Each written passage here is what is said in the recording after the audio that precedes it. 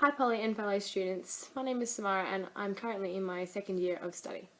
This presentation aims to address current research practices and how students acquire writing skills. It will also discuss how assessment can influence further teaching, and I will also talk about how I'll include all these themes within my own classroom. Tompkins, Campbell and Green 2012 describe reading and writing to be reciprocal. Both are constructive sense-making processes. Both processes support and benefit each other. Principle 6 states that effective teachers organise for language, literature and literacy instruction. The Australian Curriculum and Reporting Authority has organised the English curriculum into 3 strands, making this process simpler. The 3 strands include language, literature and literacy. These strands generally overlap throughout classroom instruction, which highlights how reading and writing support each other and benefit each other. The first step before beginning any classroom is to establish a community of learners. Tompkins et al. 2012 highlights this as principle number 3.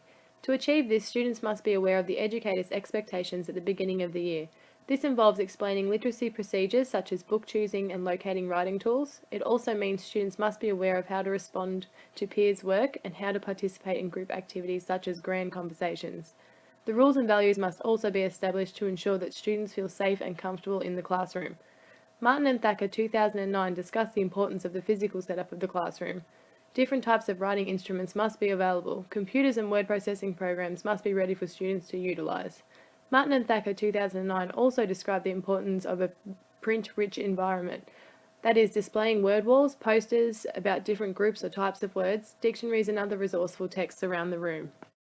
Discussed by Tompkins et al. 2012, there are 5 stages of the writing process: pre-writing, drafting, revising, editing and publishing. These stages are not necessarily linear, and as students become comfortable using the process, they move from each one at alternate times.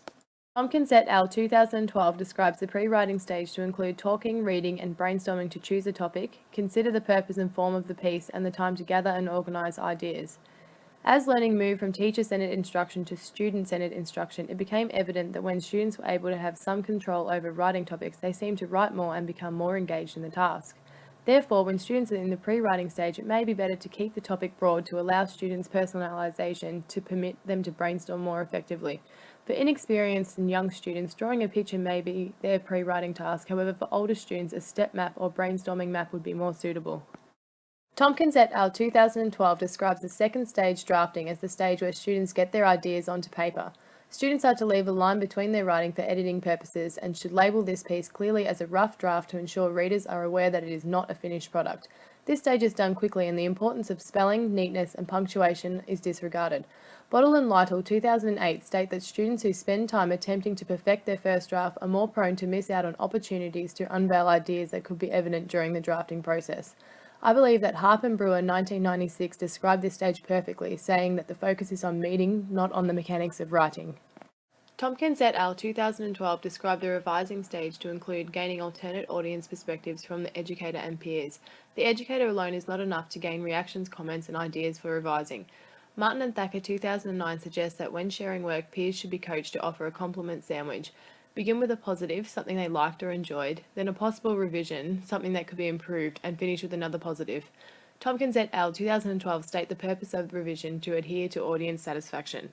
To conclude the writing process, students publish their work. The Catholic Education Office Melbourne 2005 outlines how over the last 2 decades, ways of publication has grown significantly. Students are now able to publish their work through alternative forms of media as technology is much more accessible. Students may publish their work through posters, articles, MP3 audio files, publishing websites, the school website and the list goes on. The purpose of this stage is to celebrate the children's finished products and to share with audiences to gain feedback to motivate further writing. To successfully teach this process to students, educators must use a balanced approach of modelled writing, shared writing, guide writing and independent writing. This also correlates with Tompkins et al. 2012 Principle 4 of adopting a balanced approach to instruction. Burney 2004 identifies that these stages develop students' understanding of how to complete a specific writing task by moving the responsibility from the educator to the student. Tompkins et al. 2012 Principle 5 portrays the importance of scaffolding students' writing. These developmental stages are successful tools of scaffolding. Tompkins et al. 2012 describe modelled writing to involve the teacher demonstrating the task in view of all students. While demonstrating the task, the teacher thinks out loud, verbalising all thoughts to demonstrate the thought process to students. Students listen and view the demonstration, however the educator is in control of the writing task. Tompkins et al. 2012 defines shared writing as when educators and students share the construction of the text. The ideas are collaboratively developed by the students and the educator. The Catholic Education Office Melbourne 2005 state that students and the educator need to negotiate topic selection, ideas, structure and word choices during this stage. The educator may prompt the students to become involved by asking questions that relate to the writing task. Tompkins et al. 2012 defines guided writing as the third stage where students create the text as a class or small groups with similar needs while the educator guides and coaches the process. The Catholic Education Office Melbourne 2005 state that this stage is the last step before independent writing and still requires the educator to closely monitor students and provide support when needed. Final stage is independent writing where the students create and write by themselves. Burney 2004 states that it is, however, important to remember that the educator is still needed during this stage to monitor progress and to conduct conferences when required. These conferences are a part of the ongoing assessment that educators must conduct on a day-to-day basis. Tompkins et al. 2012 state that monitoring students daily is vital to make instructional choices towards students' achievement.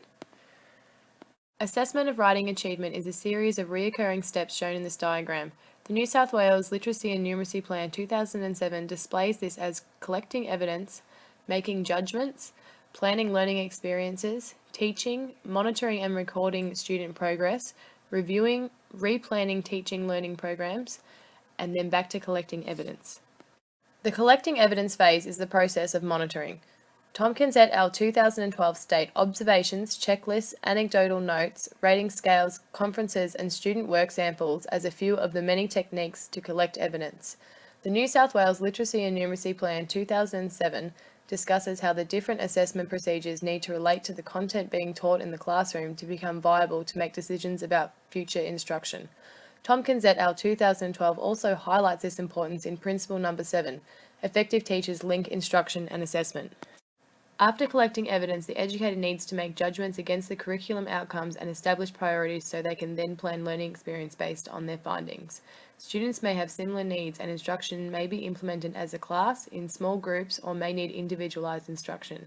This can be applied through modelled, shared, guided and independent teaching strategies to support each student's needs. The New South Wales Plan 2007 then describes the importance of monitoring and recording student progress for further reviewing of the teacher program. After discussing those three themes, I'd now like to talk to you about how I incorporate them in my own classroom. I'm a firm believer in that setting the environment at the beginning of a semester has a large impact of how learning occurs. At the beginning of a school year, I would make the classroom values clear to students. I would ensure my classroom provides many different tools including types of paper for writing and publishing, pens, pencils, sharpeners, erasers, computers with word processing programs and other programs to publish their work. I would confirm that students are aware of how to use these tools before instruction begins. The classroom will be a print-rich environment. I will have many word walls around the classroom grouped by letters, word families, and current classroom themes. Posters will be hung around the room displaying text about the classroom themes, values, and student work. I will have a reading corner set up with access to many forms of literature. The day, date, month, and year will be displayed as part of a morning routine. Which brings me to my next point. Routines are to be established. I would like my students to adapt into routines at the beginning of the year. For example, in the morning I would like to begin with writing the date, day, month and year on the board. I would then allow students to have sharing time to share any published work they have completed at home or during classroom time. This allows students to gain feedback and feel more confident in their writing. I will then go through an outline of the morning's events with students so they are aware of what is expected of them over the first few hours of their day. I believe this is important as all students do not work at the same pace and this will allow them to move forward when they're ready. For example, some students may complete the drafting stage of writing before others and then they can work with others who are at the same stage to revise their work. Using a balanced approach of modelled, shared, guided and independent writing will ensure the responsibility of the writing process is gradually moved from myself to my students. I will practice modelling the writing tasks before presenting them to the students, ensuring that I am confident about talking out the thought process aloud. Will allow students to have as much input on decision making about writing topics as possible. This would increase the amount students would write and intensely engage them within their writing. I will also allow students to decide how they would like to publish their work when possible. This will excite my students and motivate them throughout the writing process. I will use the assessment process displayed earlier by the New South Wales Literacy and Numeracy Plan 2007. Throughout the collecting evidence stage, I will use a variety of assessment practices daily. Observations will be planned, as I will only specifically observe a few students' writing practices a day so I can record more details. I will also take anecdotal notes to report on students' activity and involvement throughout lessons. This will be done across all students, as I will use this to only record specific events that I deem to be important. I will utilize checklists within writing tasks so that my students are aware of what is expected of them. When collecting work samples of students' work, I will have folders that contain each student's pre-writing pieces, drafting, revised pieces, and editing papers. Each student will have a portfolio for published work. Recording all stages of the writing process will allow me to assess each student's progress more specifically and allow me to pinpoint areas in need of attention. That concludes my presentation. I hope you all enjoyed it, and I look forward to working with you again in the future.